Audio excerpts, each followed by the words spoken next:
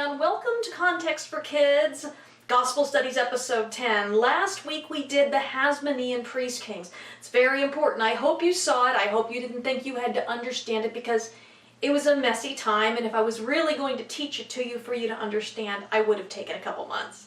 But I did it in 45 minutes, so really I just wanted to give you an overview. So don't sweat it, guys. But if you ever do want to study it, let's see. I'm going to check out Josephus' Antiquities, and it's really in books 12 and 13. I like the Lobes. The Lobes is the scholarly version that it's just better. But you can use a Whitson, or there are other versions. Anyway, again, like last week, teaching is going to be a solid PG-13 because we're reading about King Herod. And you got a lot of terrible things happening within families, assassinations, murders. Herod was a horrible person, brilliant person, horrible person. You know, talent doesn't always come wrapped up with virtue, and we're going to see that with Herod. So, because we've got a warning rating on this, I want you to either watch with your parents or get their permission before you start watching, and I'll wait for you and hurry back.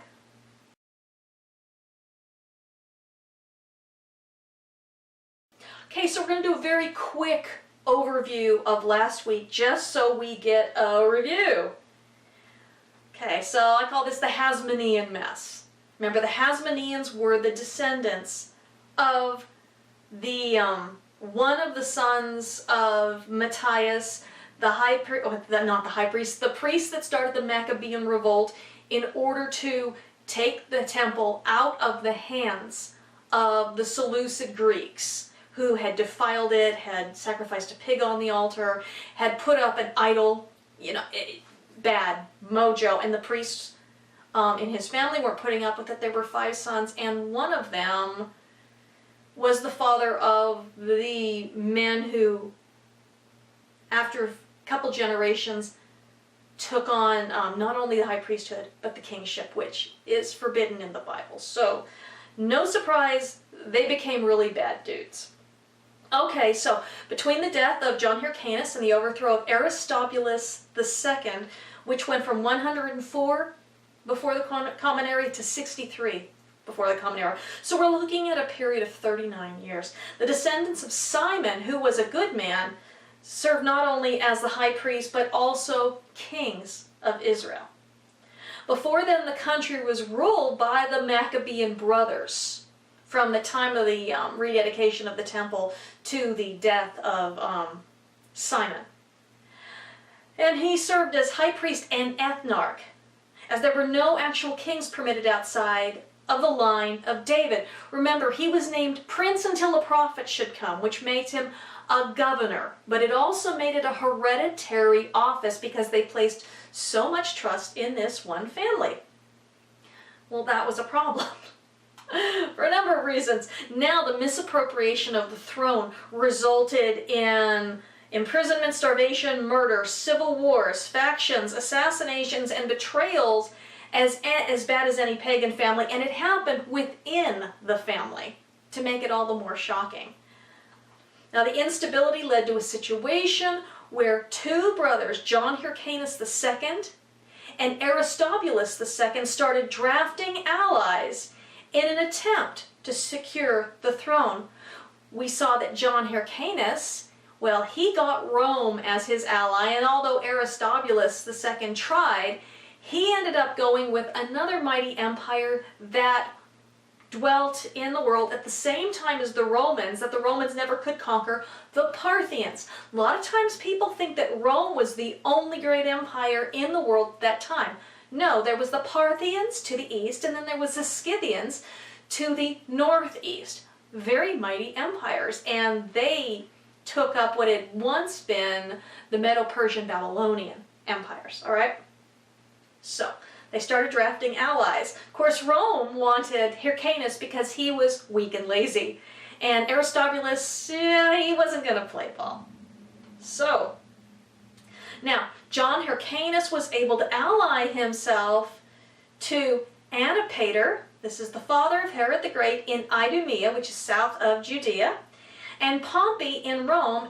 He also was able to enlist the help of a man named Mark Antony, and if you know anything about the famous Cleopatra, you know about Mark Antony too. Very famous people. Now, Pompey actually conquered Jerusalem on behalf of John Hyrcanus. He conquered Jerusalem and the Temple Mount. Now, he didn't actually have to conquer Jerusalem. They let him right in. But the army and the family of Aristobulus II, they holed up on the Temple Mount, and Pompey had to take it by force, and he actually did some damage. Pompey actually went into the Holy of the Holies of the temple. Of course, there was nothing in there because the Ark of the Covenant hasn't been in there the entire time that there was a second temple. But he went in there, looked around, and amazingly, out of reverence for a God, because he believed in multiple gods, so he didn't see any reason that the God of Abraham and Isaac and Jacob wasn't legit, he backed out and told them to cleanse the temple, and to repair all the havoc his men had, wrought, and even made sacrifices. So, Aristobulus II was deposed and taken in chains to Rome. Of course, like I told you, they didn't do away with him, which they literally regretted it. Okay, now Pompey made John Hyrcanus II the high priest and ethnarch, governor of the region. He was not king. Pompey stripped the kingship from the Hasmonean line. It's because Rome wasn't going to recognize any power but Rome. Now, Pompey divided Israel into 5 districts, gave John Hyrcanus 2 of them. Of course, it was Galilee all the way up north here, and Judea all the way down south here, and here was Samaria in the middle, and here was the coastline that, probably the other way for you, the coastline, and none of them belonged to him, and Transjordan didn't belong to him, so how are you supposed to reign over 2 areas that are separated? Well, you can't, and that was the point. They stripped him of his authority. All right, so when Julius Caesar defeated Pompey in 48 before the Common Era, John Hyrcanus II and Antipater, who had been friends with Pompey and longtime allies, well, Pompey's dead. Let's go and switch sides to Julius Caesar. Of course, Julius Caesar was assassinated 4 years later. It was a violent time to live. It wasn't easy being king sometimes. Okay, so John Hyrcanus, because they switched sides to Julius Caesar, and because they'd always been loyal to Rome, there were 3 guys in charge of Rome, and after the death of Crassus in the 50s, there was just Julius Caesar and Pompey in the 40s. They hated each other, and once Crassus was gone, they started fighting. But they were both Romans. They were both Roman rulers. All right. Once Pompey was gone, however, it was all Julius all day long. So John Hyrcanus II was rewarded by Caesar for switching allegiance, as he was rewarded with the high priesthood. And he was made the governor, like I said, while Antipater, Herod's father, was made a Roman citizen.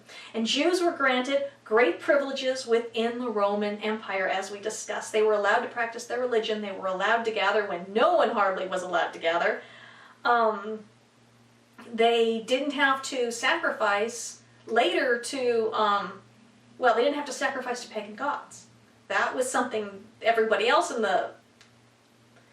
Rome had to do. And we'll talk about that in about 4 weeks. All right. So now, even though John Hyrcanus II was put in charge of Judea and Galilee, guess what?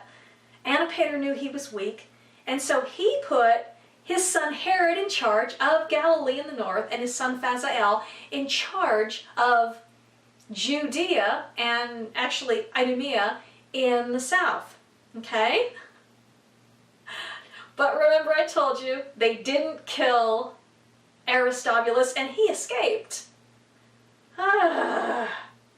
Then there were 3 rebellions led by this guy and his sons. The last one led by Antigonus. Antigonus II is what we're going to talk about right now. And that's where we left off last week, Well, because of that rebellion, it led to Antipater, Herod's father, being poisoned, Phasael, his brother, being murdered.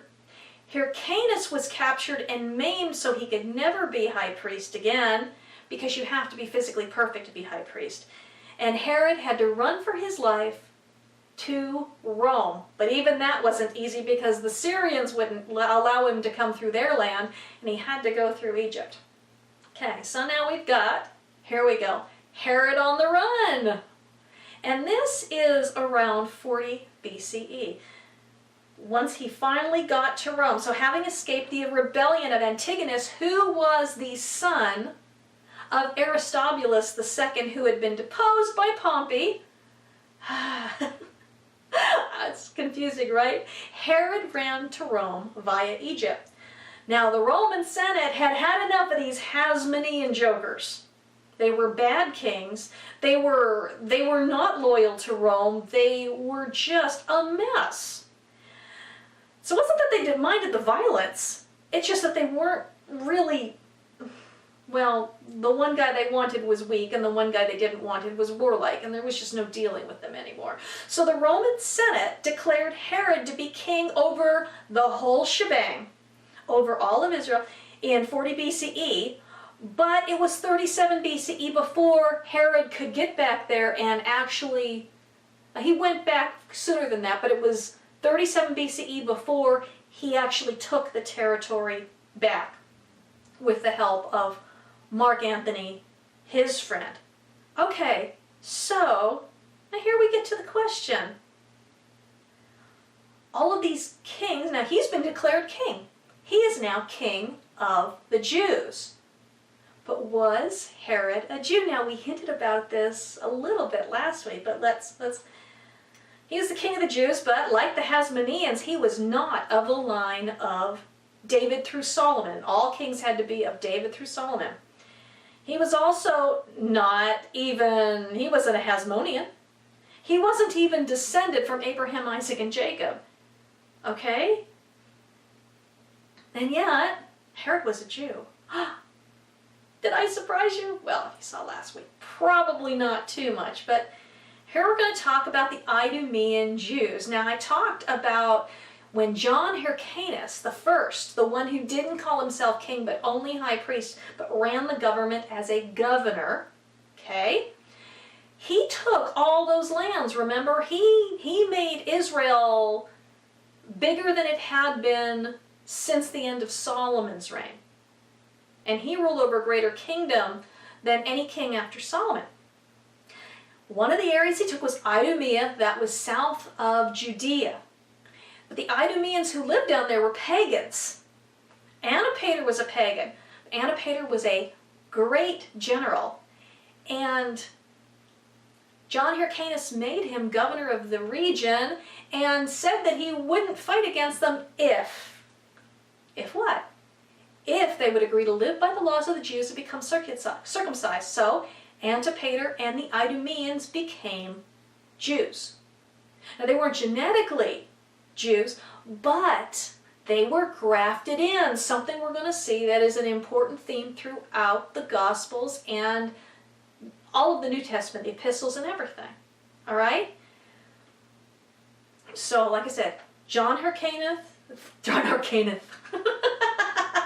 I don't usually lisp, but I don't know why I did it then. Okay. John Hyrcanus made, we don't know if he was called Antipater or Antipas. We see it said both ways. He made him governor. This was during the time of Julius Caesar. His son Antipater was made governor during the time of, after the war between Pompey and Caesar, when they switched sides, and Antipater was given the governorship of Israel, okay? Most of it. That was during the time of Mark Antony. All right, Antipater, the Antipater II, or Antipater the First, depending on what on earth the grandfather's name was, had 4 sons and a daughter, Phasael, Herod, Joseph, Pheroras, and a daughter, Salome, and she was a piece of work. She outlived them all. It wasn't actually that hard to do because, well, Fazael was already dead. And, okay, so I'm going to put this up big on the screen. This is also going to be linked in the blog at contextforkids.com. Oh, and the teaching, who was Herod the Great? Okay, so we've got Antipater I, who was an ally of John Hyrcanus I, back before they were the Hasmonean Kings. Then there was Antipater II. And, of course, he was murdered. Fazael was murdered. Joseph was murdered. And Pheroras wasn't murdered. I don't know why. Wait, did I get the wrong one? Okay, never mind. I think I made a mistake on that. Okay. Anyway, so really by the time Herod was king, there were two power players in his family. Herod and Salome, his sister. And like last week, I put red X's through people who were assassinated by their family. This isn't the same rule this week. These guys were assassinated, oh goodness sakes, by the Parthians and the allies of Antigonus II. Alright, so, big honkin' family tree.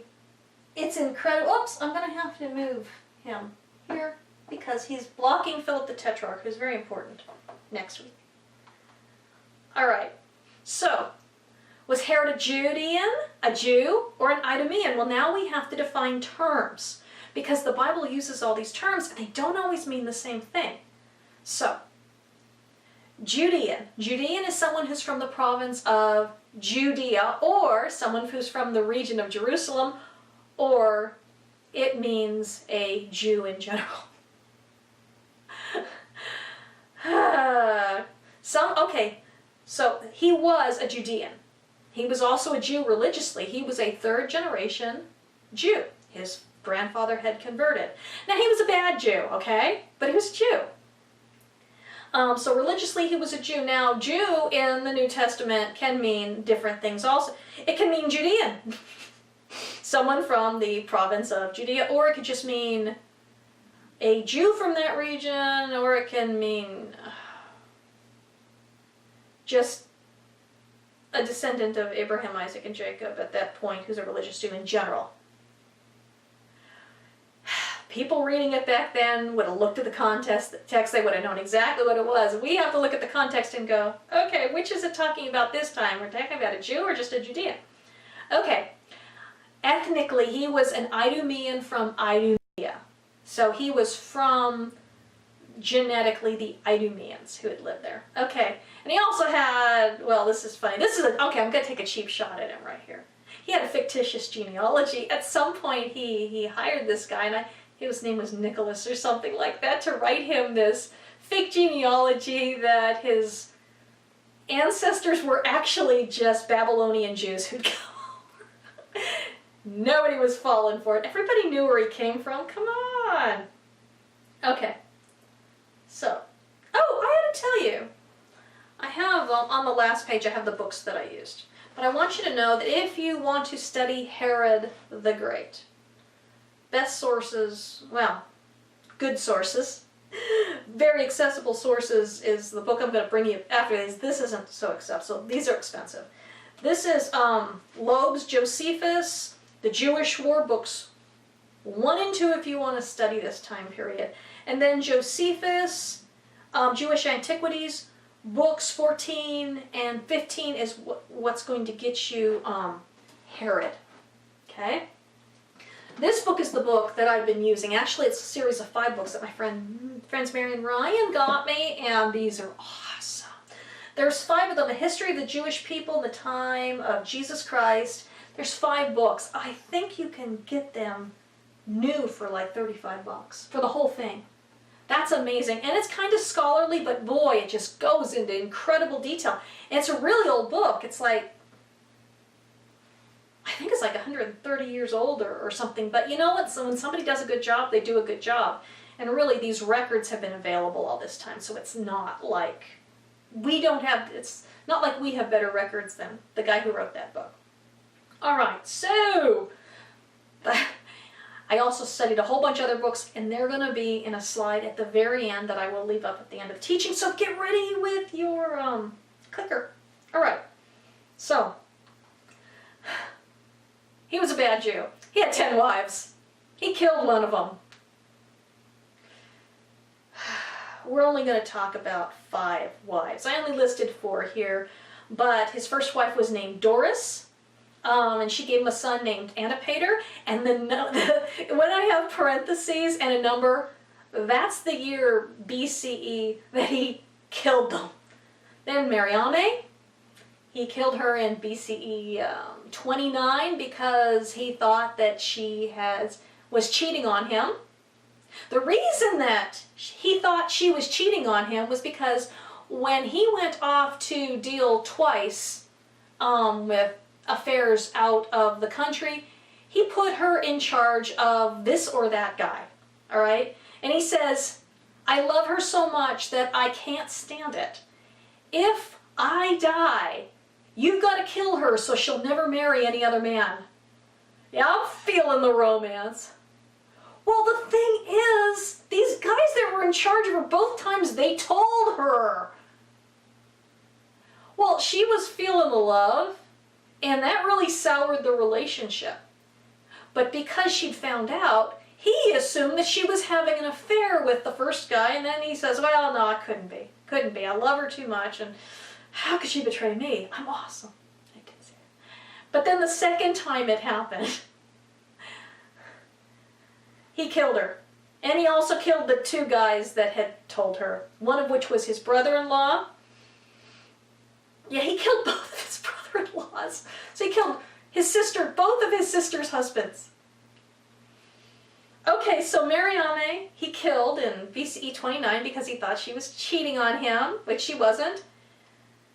And then he killed both of her sons, Alexander and Aristobulus, in the same year, 7 BCE, a couple years before he died. Then he was married to Mariame, another Mariame the second. That got him hooked into the high priestly family, kind of after he made her father high priest. He did it to boost his street cred, with the Jews, and it didn't actually work. Okay, so we got Doris, Mariame 1, Mariame 2. How would you feel, after you killed your wife, marrying someone with the exact same name, and then wouldn't it bother you to say her name? Okay. All right. I'm not going to try and second guess a psychopath. Okay, then there was Malchus of Samaria. He married a Samaritan, which went over really well with the Jews. And his sons by Malchus, oh, I forgot to tell you, Mariame's one son, Herod II. He's going to come up when we talk about, he was also called Herod Philip in the story of the beheading of John the Baptist. All right? That's not the same as Philip the Tetrarch that we see in other places in the Bible. So, like I said, lots of Herods, lots of Philips, lots of Alexanders, lots of Aristobuluses, lots of Antipases. So, then there was Malchus the Samaritan. Yeah, he married a Samaritan. So now we've got an Idumean married to a Samaritan. The Jews already don't consider him a real Jew. But now he's married a Samaritan, and she had 2 sons, Archelaus and Antipas. And I'm sure we're going to hear about Archelaus and Antipas in Matthew 2. Okay? As the rulers, well, we'll talk about it next week. Okay, and then Cleopatra. No, not that Cleopatra. Cleopatra of Jerusalem. Hey, it was a stylish name. And she gave birth to his only non-psychopath son that I can tell. Philip the Tetrarch.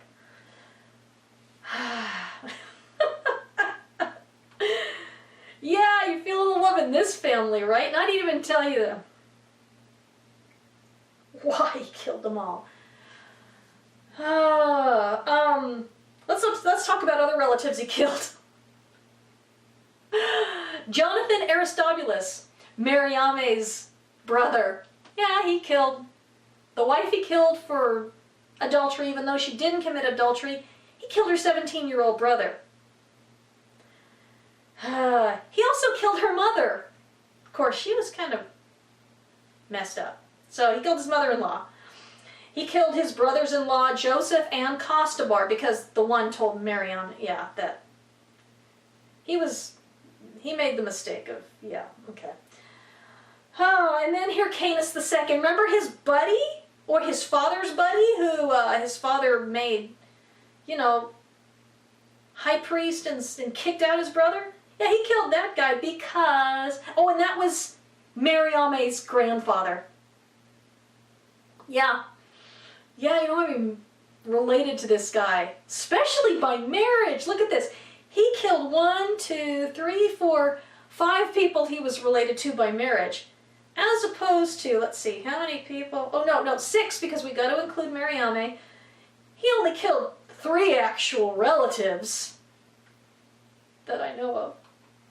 And 6 relatives by marriage, so.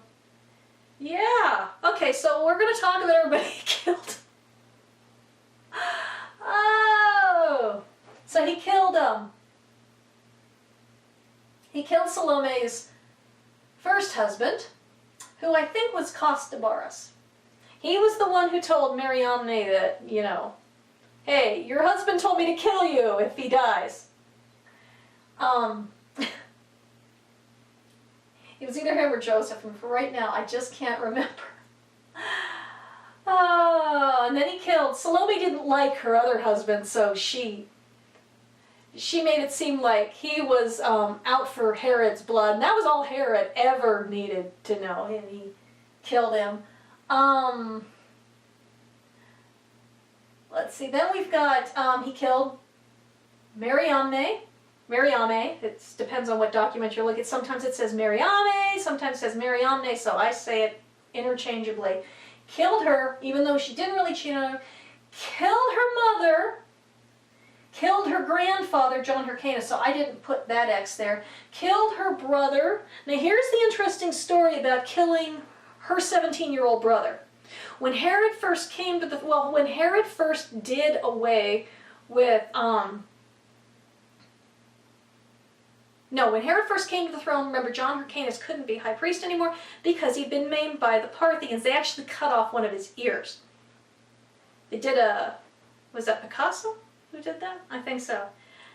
It's one thing when you do it to yourself. It's one thing when it's done against your will, though. I just gotta say that. So he appointed someone from the priestly line from Babylon. He brought him in to be the high priest. There was nothing really wrong with him. He just wasn't from any recognized line within Judea or Israel.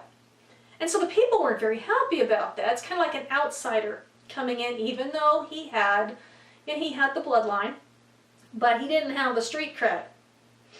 So Mariame and Alexandra start, oh honey, you really should have someone from our family. It would make you look so much more legit if you had a high priest in your family now that grandpa can't be priest anymore. So he made this 17-year-old guy, Aristobulus III, Jonathan Aristobulus, high priest.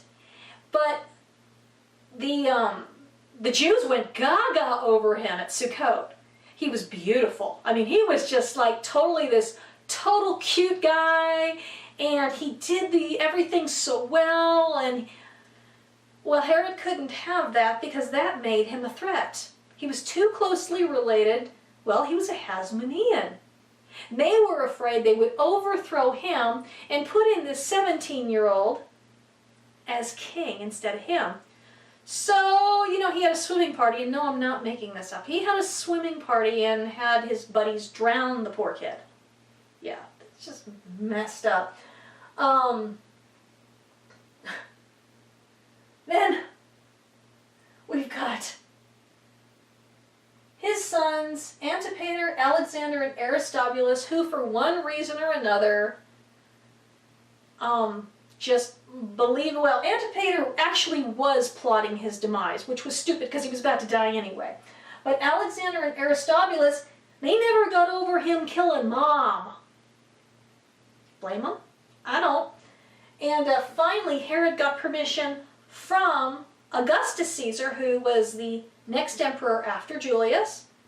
It was his nephew / adopted son, I think son-in-law, too. These people, and you look at how everybody's intermarried within the family later.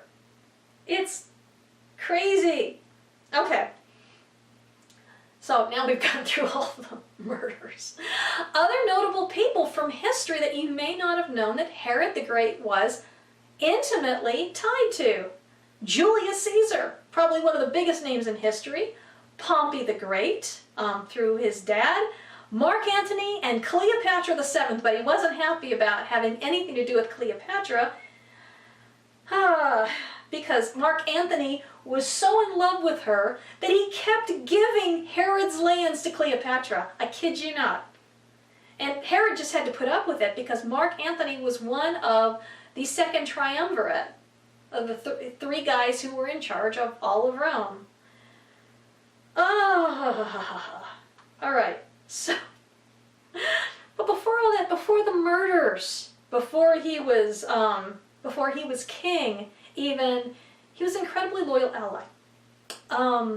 Then his brothers and his father were all murdered by people who had made agreements with him and then broke them.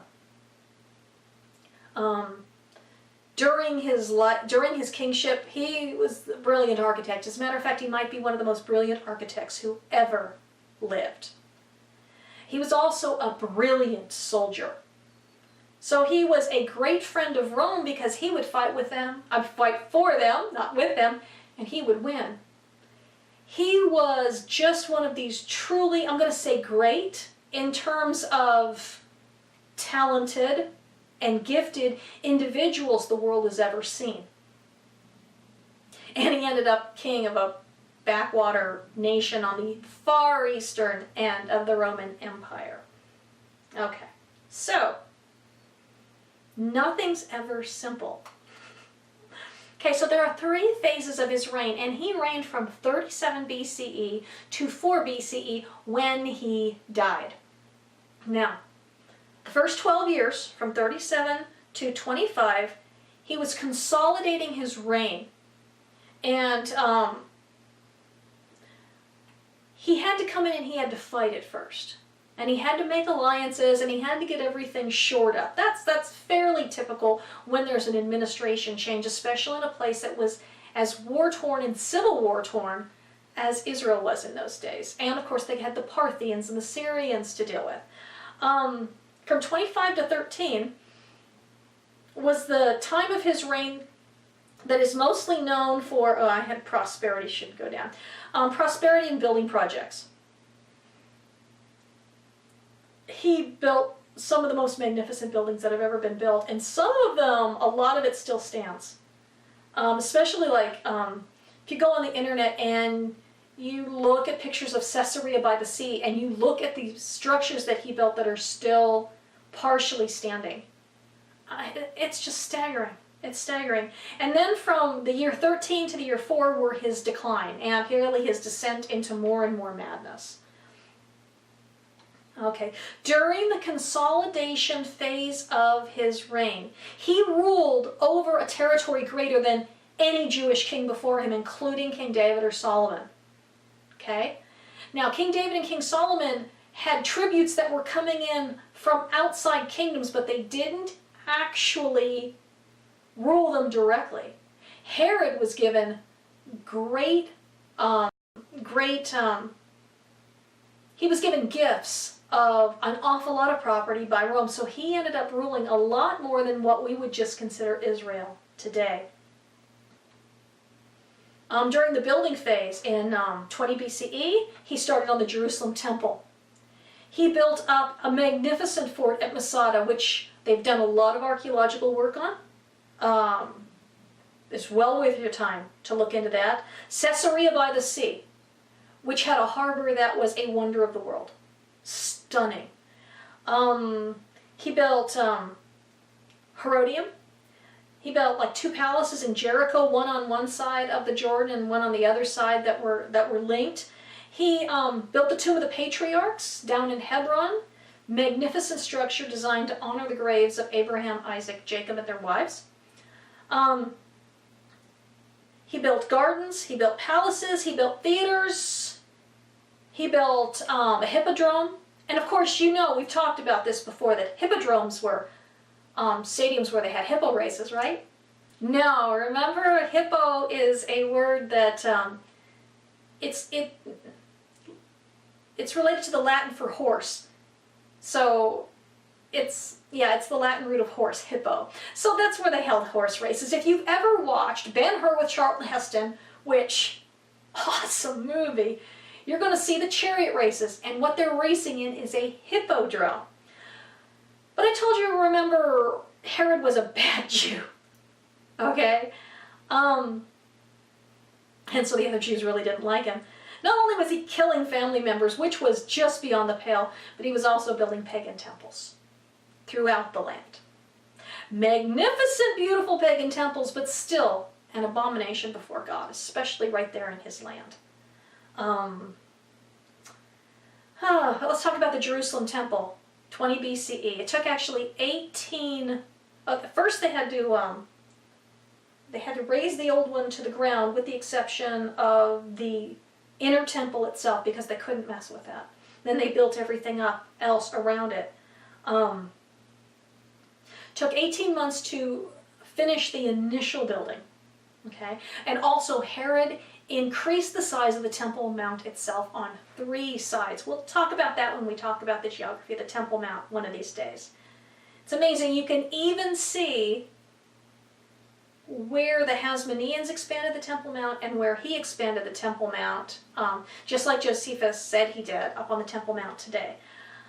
Now, the temple that Herod built, now don't call it Herod's temple, because it wasn't Herod's temple. It was, it was God's temple. But Herod built it. We call it the second temple, even though it was kind of the fourth. That's too complicated. We're not going to go there. Look at me getting involved with squirrels. Okay. And the Babylonian Talmud, and when you see T. Bavli, you know that that is the Talmud, the collection of writings that were compiled by the Babylonian Jews, who were really the elite Jewish scholars of the ancient world. Okay. In Bava Batra 4a, it says, "He who has not seen the temple of Herod has never seen a beautiful building."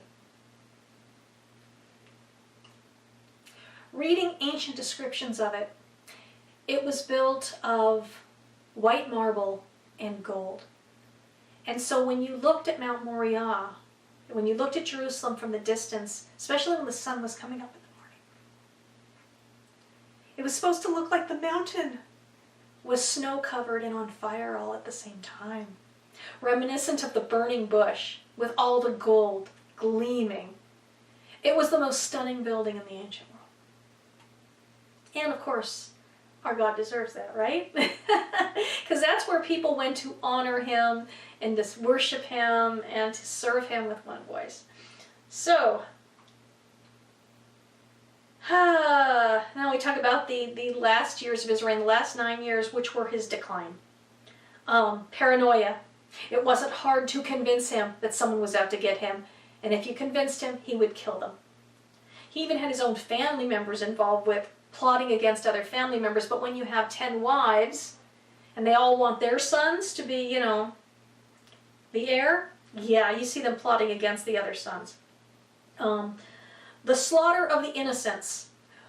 We see that in, we're going to see that, is it in Matthew 2 or Matthew 3? I can't remember. But where Herod goes through and orders the killing of all the babies in Bethlehem. Now, we don't see that in Josephus. But when a dude is killing members of his own family on a regular basis, that's, killing some infants in a town that doesn't even, it's not even on the radar before, 24-hour cable news.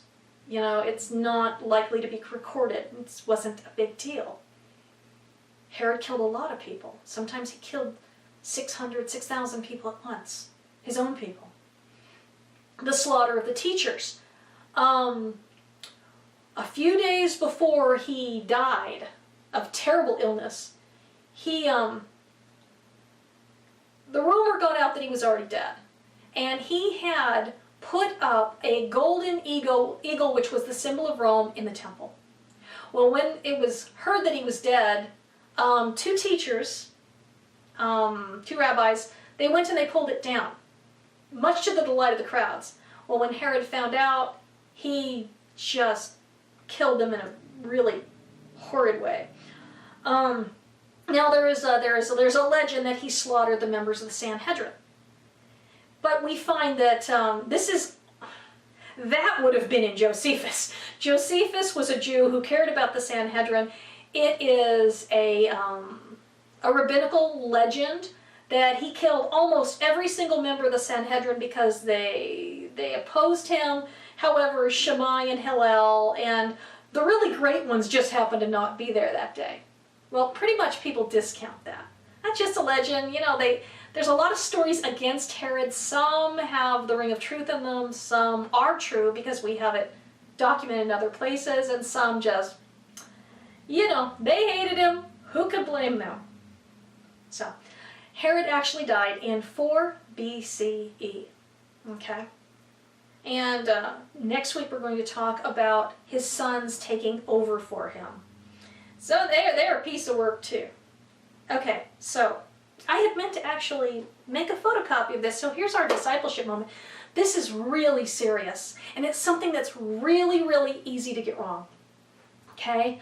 False accusations. A lot of times we'll hear something about somebody, and maybe we trust the person telling us, or it just sounds probable, or we're outraged, and we stop thinking. And we don't think, do I have any proof that this is true? Is this true? Does the person who told this to me have any proof it's true? If it is true, do I have the right to spread it around? See, I got this little, it's a hoax email, but it's a bad hoax email, in my private messages on Facebook from somebody. And she sent me this thing, and it had a real guy's picture on it, and it said, this guy goes by many names, and we don't know where he's living right now, but he committed this horrible crime against somebody, and da-da-da-da. And she sent it to me, and I said, I went back to her, and I said, do you have any proof this is true? There's no actual proof. And it says he's known by many names. And it says he could be anywhere. So they took a picture of this real guy, and we don't even know if he's guilty. I mean, maybe somebody who just hates him did this to him because the crime they accused him of was the worst crime I can think of.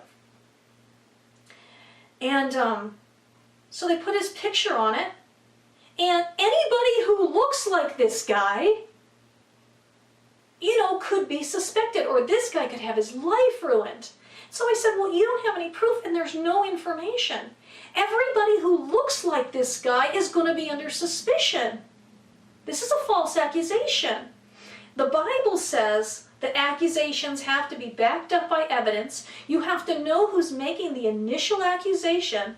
Their character has to be checked out to make sure that they're not just a troublemaker. See, we're not allowed to spread gossip. We're not allowed to spread stories about people unless we actually have proof. And then it's supposed to go to the courts. But this was just a guy's picture, saying he could be called by any name in the world. Well, that sets up every man who looks like this guy. You never know who's going to get a hold of an accusation. Maybe somebody who thinks that the guy who they think it is should die. You know, we can't take chances like that. The crime this guy was accused of was horrible. And if he was guilty of it, I hope that he gets jailed and whatever, okay? But I don't want anything to happen to anyone who's innocent, and this guy may be innocent. Maybe just some real nasty person hates him. We don't know. And that's why the Bible says you can't have anonymous accusations. You can't just have people, saying something's true about somebody. We can't go spreading around anything that there isn't proven evidence for. So I know on social media it's easy, especially with people like politicians. Someone will see an accusation and they'll just spread it around like they've got information, like they've got proof. The Torah forbids that. God's laws forbid that. And that's...